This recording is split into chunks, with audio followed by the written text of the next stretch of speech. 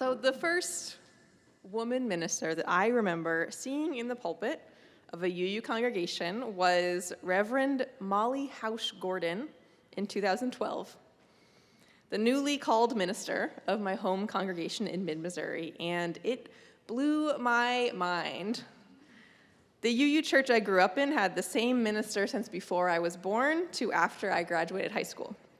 Reverend Bill Haney, a thoughtful and kind-hearted man with a fringe of white beard and an academic sensibility. And when he retired, it had never really occurred to me that a woman could be the one to replace him. I suppose I knew in some abstract sense that women could, but without immediate examples, my brain had gone ahead and filled the category minister with entirely older male faces. If Reverend Molly, who was in her mid-20s, fresh out of seminary, bright red hair, and a powerful voice, had not shown up in my congregation, I don't know that I ever would have thought to follow this path myself, or to aspire to this type of spiritual authority. In Unitarian Universalism today, slightly more women are ordained than men, and yet the default authoritative religious voice remains stubbornly masculine. And I'm talking about the gut-level, pre-verbal image of a leader that sits in our heads, whether we like it or not. You know, what does the voice of God sound like? You know, does it sound like this? Who should we picture when we think of the pastor, the shepherd, the priest, the elder, the minister? UUs come from many different religious backgrounds, including no religion at all, which will shape how each of our imaginations fill the blank of spiritual leader. We don't all have the same answer, that is certain. But we must all reckon with the society we live in, as well as the fact of our tradition's roots. We grew out of Protestant Christianity, including scriptures and practices like the one that Moira shared earlier, instructing women to keep silent in church. Even when we know better, there can still be something newfangled feeling about women ministers. I still regularly encounter a note of surprise when I tell someone who I am or what I do. When I show up in a congregant's hospital room and tell the nurse I'm their minister, I get a double take. A minister? What? And when we tell our stories here in sacred space and out in our lives, stories of great leaders and teachers, the words and deeds of our spiritual role models, stories of our forefathers, who populates those roles? On a day like today, when women's contributions and efforts are being recognized worldwide, it's worthwhile to remember that in every story, in every time, in every place, wars, scientific breakthroughs, spiritual awakenings, revolutions, we can ask, where were the women? And the answers we get back will be fascinating and rich and necessary. So where were the women in the story of UU ministry? Today, in celebration of International Women's Day, I am going to tell you one of my favorite chapters of our faith's history, a reminder that our tradition has always contained space for unexpected sources of inspiration and leadership. A reminder that we can look to the past to help us envision a future. There was a time when a group of women grabbed hold of Unitarian ministry and made it their own. And I'm not talking about the 2000s or the 1970s. I'm talking about the 1880s. After the American Civil War, in the wilds of the upper Midwest, a group of women rose up and began to build and fill pulpits that their East Coast brethren never dreamed of. The prairie states at that time were mostly populated by farming families of Lutherans and Baptists, with most of the native peoples having been driven north and west, and almost no major industrial development moving in from the east. These were backwoods and windswept rural communities. And far away on the east and west coast, the liberal, truth-seeking faith movements of Unitarianism and Universalism were flourishing, particularly in Boston. But very few Unitarian or Universalist ministers were attracted to the hard life and small paychecks of ministry in the Midwest. And a little girl born in Hamilton, Illinois in 1852, named Eleanor Gordon, was going to be the one to change that. Eleanor was born into a family with strong Unitarian leanings. At home, she read Ralph Waldo Emerson and Theodore Parker, and at age 10, she and her friend Mary Safford walked out of their Presbyterian Sunday school, having decided there was nothing being taught there that they cared to learn. As she wrote later in life, quote, "I had 2 hands, a brain of my own. No one should dictate as to my ways and means."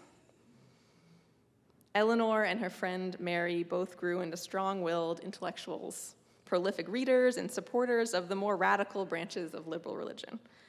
Eleanor became a teacher, which is one of the few careers open to women, and she began to feel a growing call toward something else.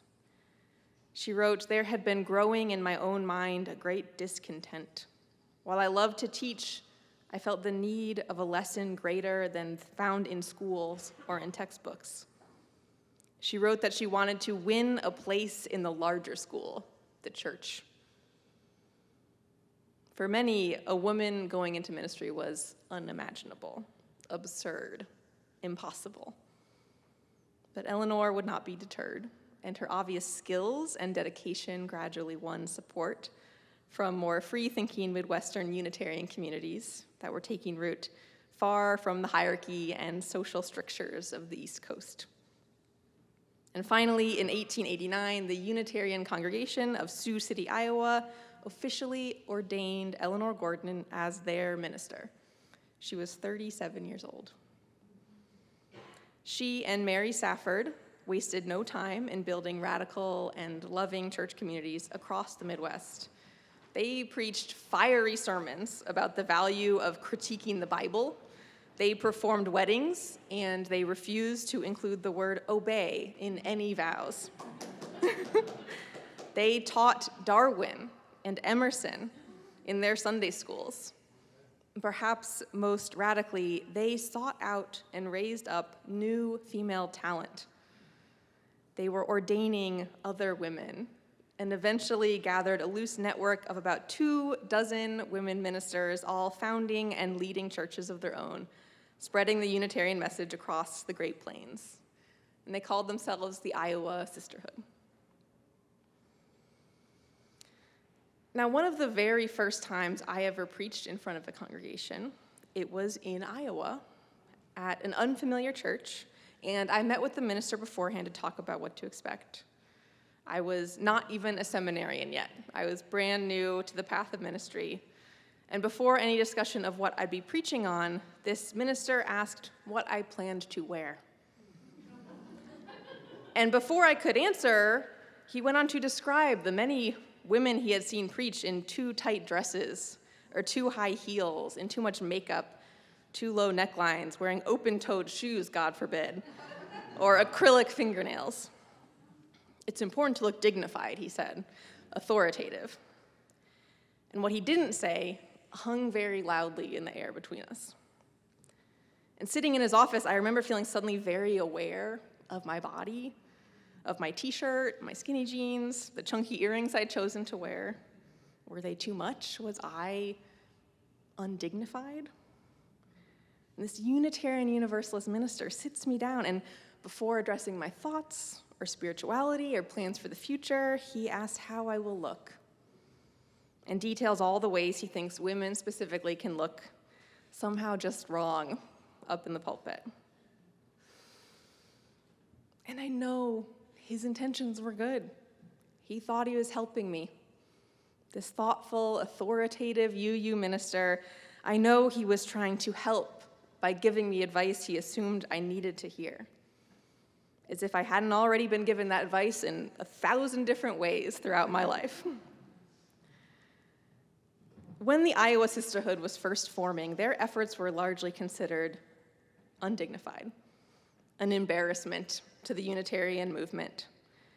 In Boston, where the denomination was centered, these Midwestern ministries were dismissed as women's work, a distraction from the vital intellectual endeavors of theological debate and biblical interpretation.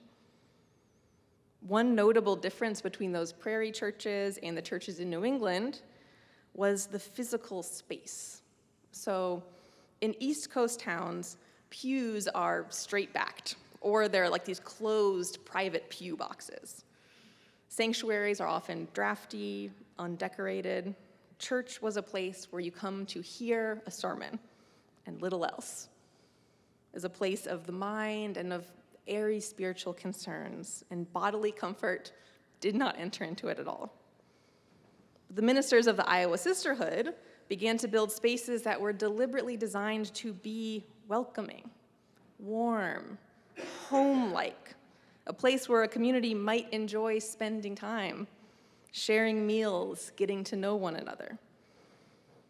This led to these ministers being dismissed as glorified homemakers, sad spinsters caring for a church because they didn't have their own families to care for. It degrades the entire idea of clergy as being somehow untouched by the mundane and worldly concerns of community life. Eleanor wrote, "A woman must rid herself of the notion that she is a peculiar creature. She must believe herself a human mind with only the limitations of a human mind, a part of the universal mind, with all possibilities of growth and development." And with that connection to the universal mind, these Iowa sisters were building communities that appealed to all people.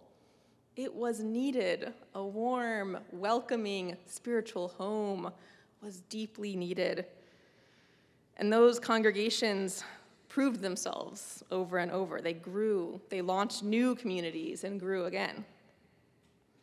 And then as the 20th century dawned, these thriving and growing congregations began to attract the attention of some of those Harvard-educated seminarians on the East Coast.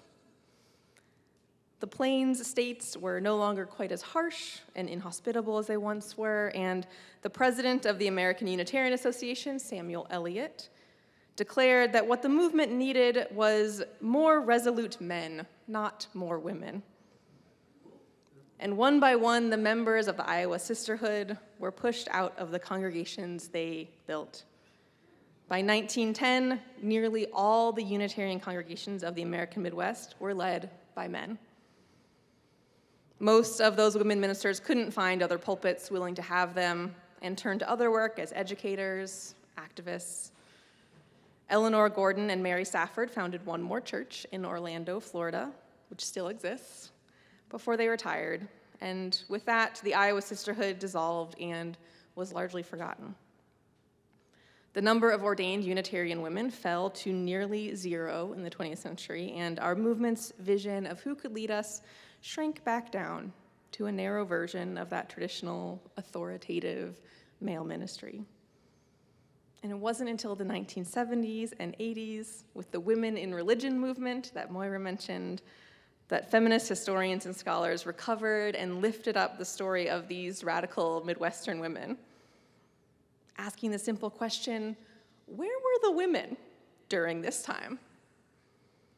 When UU feminists in the 80s began the project of pushing for better inclusion and gender equality in our faith, including inventing new rituals like the water communion, changing the language in our hymnals, in our principles, at that time, only 6% of ministers being ordained were women.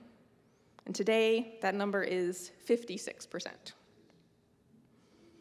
And that first woman minister I saw in a pulpit back in 2012, Reverend Molly Hausch-Gordon, she is still serving that Midwestern congregation, and she has a daughter now named Eleanor Gordon, after our Iowa sister from long ago.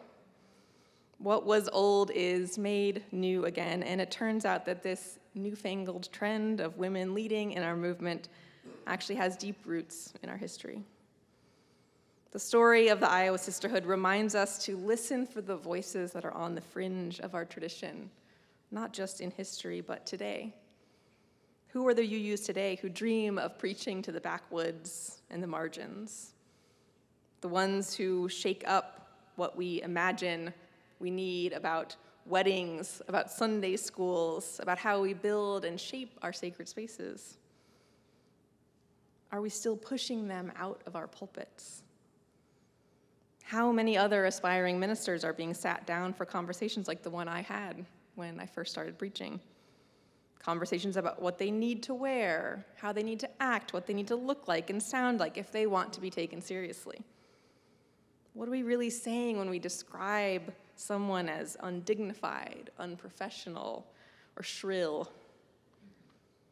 And it might take a little discomfort, but I truly believe it's better to have every Sunday of the year preached by people in too tight dresses and undignified earrings than to go that same year only getting to hear one type of voice from the pulpit. And truly, gender is only one part of this, right? The leaders of tomorrow will not look like the leaders of yesterday or today. They will be surprising, unexpected. They will be genderqueer, Black, Indigenous, disabled, loudly and publicly different from the mold. Different in ways we might not be able to predict and prepare for. But when our imaginations catch up with reality, when our image of what a leader looks like expands beyond that serious-faced, white-haired, dark-robed man who exists kind of in the ether when we think about leadership, then we'll be moving into a future that's wide open and is hopeful beyond our foremothers' wildest dreams. So may we keep that door open in ourselves and in our communities for those who come after us. May we lift up those who came before. May that circle keep on turning. May it bring us to the future that we envision together. Blessed be, may it be so, and amen.